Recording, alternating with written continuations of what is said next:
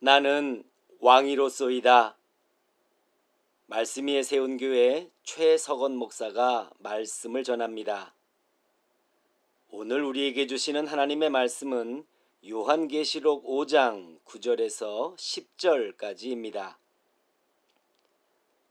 그들이 새 노래를 불러 이르되 두루마리를 가지시고 그 인봉을 떼기에 합당하시도다.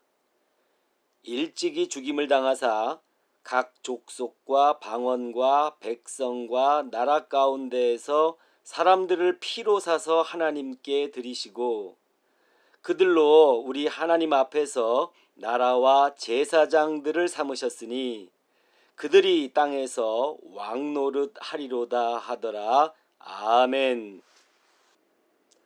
여러분께 물어보고 싶습니다.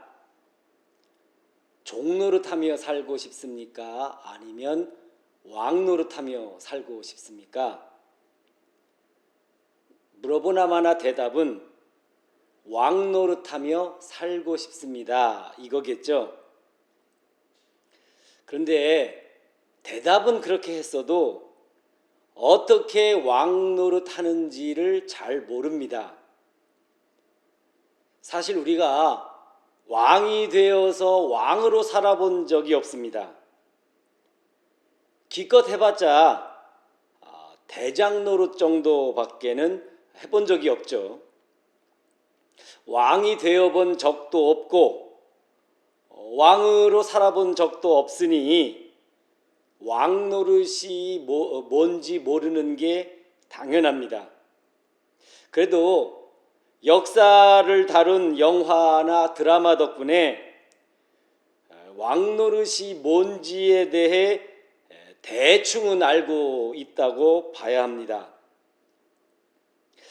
우리가 떠올리는 왕 노릇은요, 먹고 싶은 것 실컷 먹고 또 누리고 싶은 것 마음껏 누리면서 말 한마디로 그냥 세상을 들었다 놨다 하는,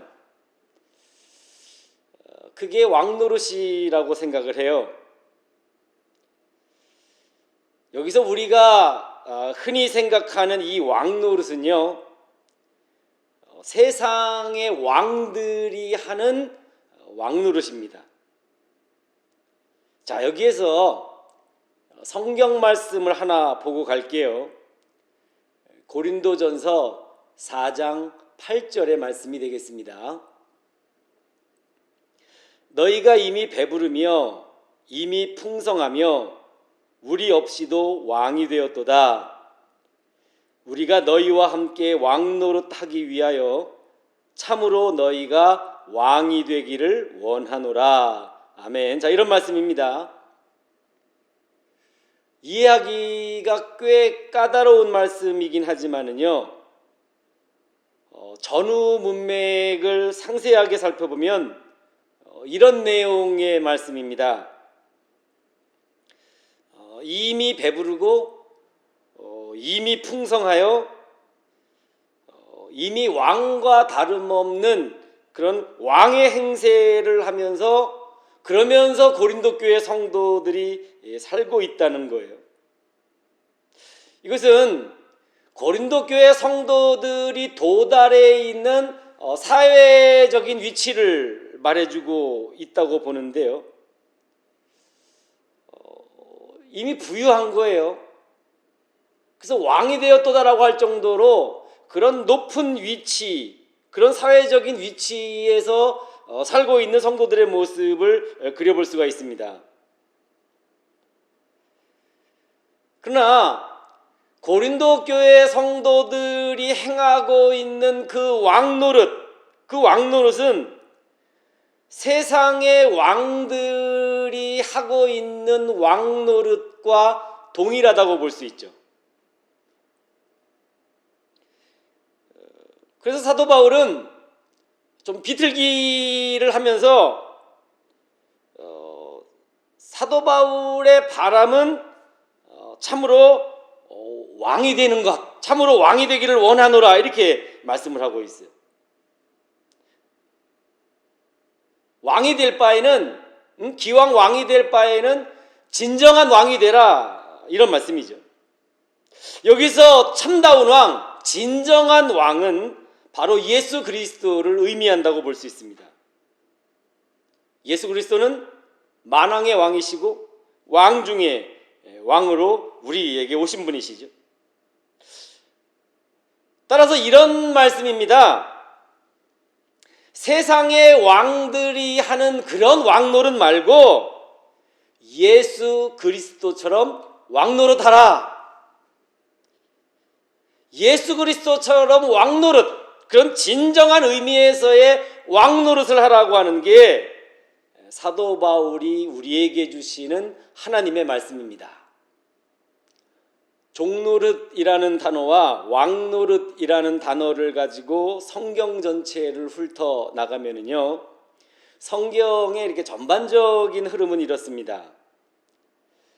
종노릇 하지 말고 왕노릇 하라. 이게 전반적인 흐름인데 이게 압도적인 대세를 이루고 있습니다. 성경의 99.9%는 종노릇 하지 말라는 말씀이에요. 단지 0.1%에 해당하는 딱 한 군데에서 종노릇 하라 이렇게 말씀하고 계시는데요, 갈라디아서 5장 13절 후반절을 보면 오직 사랑으로 서로 종노릇 하라, 이런 말씀이 있어요. 오직 사랑하는 일에만 종노릇하고 나머지는 모두 종노릇하지 말아라. 오히려 왕노릇하면서 살아라. 이게 하나님의 뜻이고 이게 하나님의 말씀인데요, 이렇게 종노릇하지 말고 왕노릇하라고 하는 이 말씀이 압도적인 대세를 이루고 있다는 것입니다. 목사로 살아오면서 늘 이런 생각을 해왔습니다. 목사가 제대로 된 목회를 하려면 목사에게 이렇게 힘이 있어야 한다. 목사에게 힘이 없으면 사람들에게 휘둘리면서 살아야 합니다. 사람들에게 휘둘리면 눈치 보면서 살아야 하고요, 해야 할 말도 제대로 하지 못하게 됩니다. 이렇게 되면 정상적인 목회가 불가능하죠. 목사는 교회의 리더니까 목사가 하자는 대로 교회 전체가 일사불란하게 움직여야, 그래야 교회가 바로 설 수 있다고 그렇게 제가 생각을 했었습니다. 목사의 말을 듣지 않는 사람이 있으면 교회법에 따라서 단호하게 치리를 해서 시끄러운 잡음이 생기지 않도록 해야 한다라고 생각을 해왔었습니다. 그런데 힘이 있는 목사가 된다고 하는 것, 오늘의 말씀에 따르면요, 이게 왕노릇을 하는 목사를 말하거든요. 그래서 제가 생각하는 그 왕노릇이라고 하는 것을 성경 말씀에다가 비추어 봤어요. 힘 있는 목사가 돼야 된다, 카리스마가 있는 목사가 돼야 된다, 이것을 성경 말씀에 비추어 보았는데요, 깜짝 놀랐습니다. 제가 생각하는 왕노릇은 세상의 왕들이 하는 그런 왕노릇이더라고요. 예수님께서 행하신 왕노릇과는 전혀 무관한 것이었어요. 성경이 증언하고 있는 예수님의 왕노릇은 이런 내용입니다. 먼저 위가 아니라 아래에 계셨다는 거예요. 세상의 왕은 위치가 위죠. 사람들 위에 있어야 됩니다. 그래서 군림을 해야 되니까. 그런데 왕으로 오신 예수님은 사람들 아래에 거하신다는 거예요. 그 거하는 위치가 세상의 왕들과는 정반대입니다. 다음으로 우리의 예수님은 왕이시지만 지배가 아니라 섬기셨다는 거예요. 예수님께서 이 땅에 오신 목적도 섬김에 있다라고 분명히 말씀하셨죠. 세상의 왕들은 섬김을 받아야 한다고. 근데 우리의 예수님은 정반대로 섬기신다는 거예요. 다음으로 우리의 예수님은 왕으로 오시는데 소유하는 게 아니라 나누러 오셨다는 거예요. 세상에서는 왕이 모든 것을 소유하죠. 그런데 우리의 예수님께서는 당신께서 가지고 있는 것마저도 다 나누신다는 겁니다. 역시 세상 왕들과는 정반대의 길을 걷고 계시는 것이죠. 마지막으로 우리의 예수님은 정의보다는 사랑을 택하신다는 겁니다. 정의가 아니라 사랑이다, 이게 아니라 정의를 부정하는 게 아니에요. 정의도 필요하긴 하지만 그 정의보다는 사랑을 더 중요한 것으로 택하셨다. 자, 그랬을 때 세상의 왕들은 정의로 통치한다고 그러죠. 정의로 통치해서 상을 줄 사람에겐 상을 주고 벌을 줄 사람에겐 벌을 주고, 그렇게 정의로 세상을 통치합니다. 근데 우리의 예수님께서는 사랑으로 통치하신다는 거예요. 통치의 방법이 달라요. 여기에서 한번 비교를 해보도록 하죠. 세상의 왕들이 행하는 왕노릇과 예수님께서 행하시는 왕노릇을 비교해 보자고요. 과연 어느 쪽이 제대로 된 왕노릇일까요? 당연히 예수 그리스도께서 행하시는 왕노릇 쪽이 제대로 된 왕노릇입니다. 세상의 왕들이, 그리고 세상의 지도자들이 예수 그리스도의 길을 걸으면서 예수 그리스도처럼 왕노릇을 해준다고 하면 모든 백성이 지금보다 훨씬 더 행복해질 것입니다. 그래서 저는 결심을 했습니다. 그 어떤 경우에도 종노릇은 하지 않겠다. 왕노릇을 하면서 살되 예수님처럼 왕노릇 하겠다. 이게 제가 품은 결심이 되겠습니다. 오늘 읽은 성경 이야기를 좀 해볼게요. 먼저 요한계시록이 뭔지 설명해 볼 필요가 있다 싶어서 간단히 설명을 합니다. 책 이름 그대로 요한이 보았던 하나님의 계시를 기록했다라고 해서 그 이름이 요한계시록입니다. 저자는 요한으로 되어 있어요.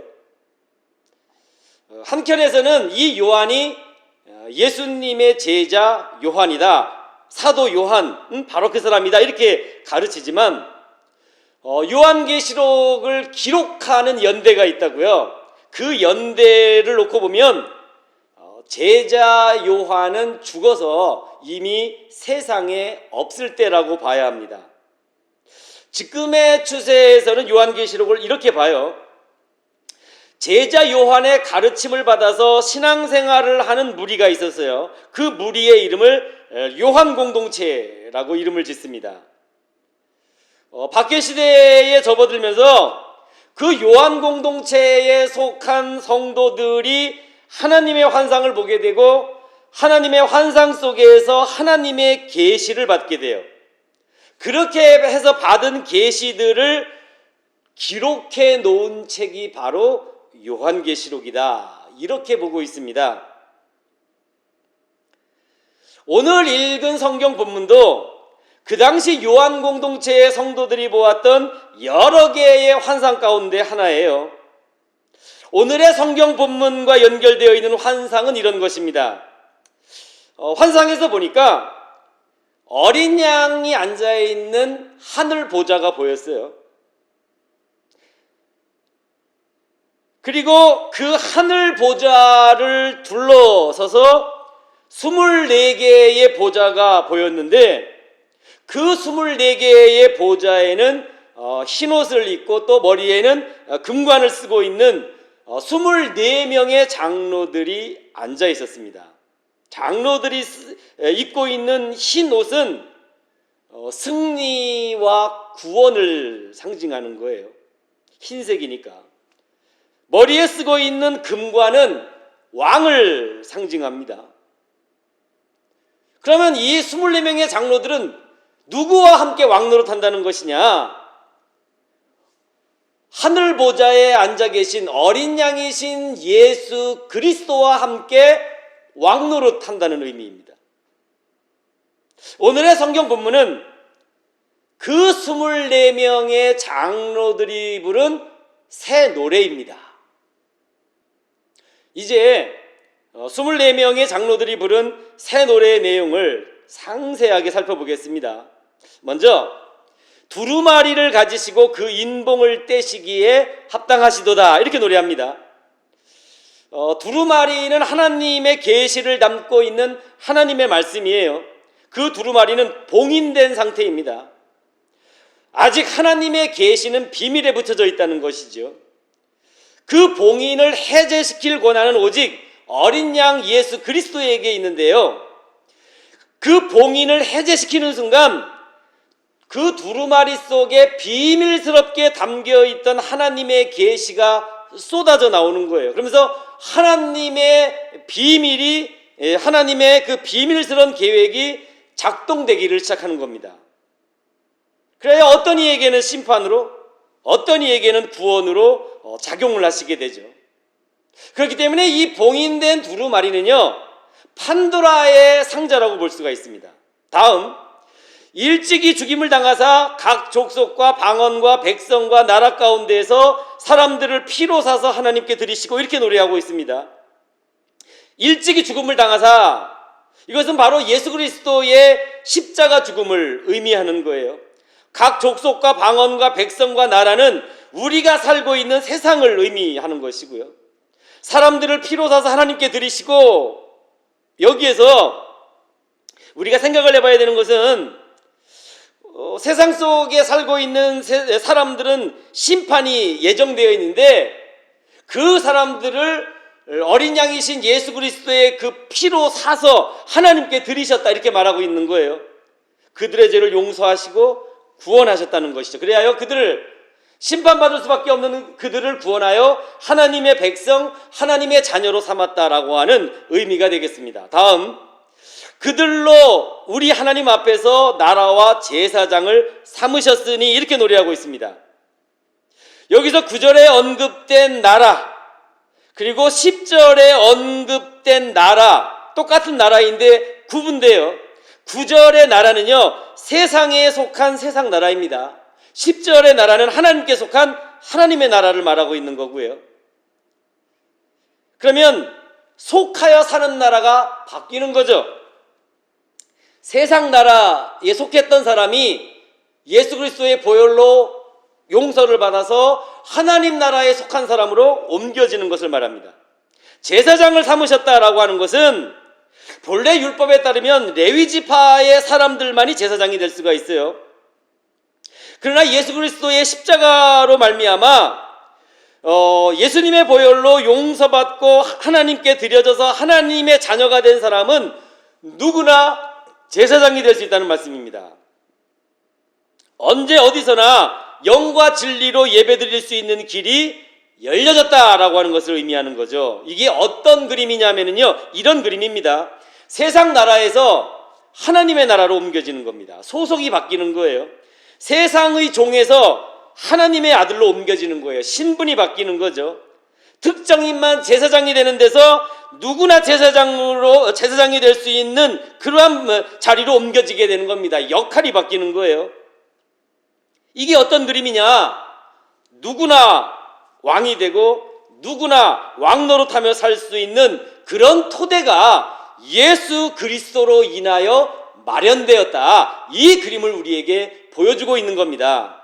그래서 이렇게 최종 결론을 짓고 있어요. 그들이 땅에서 노래하리로다.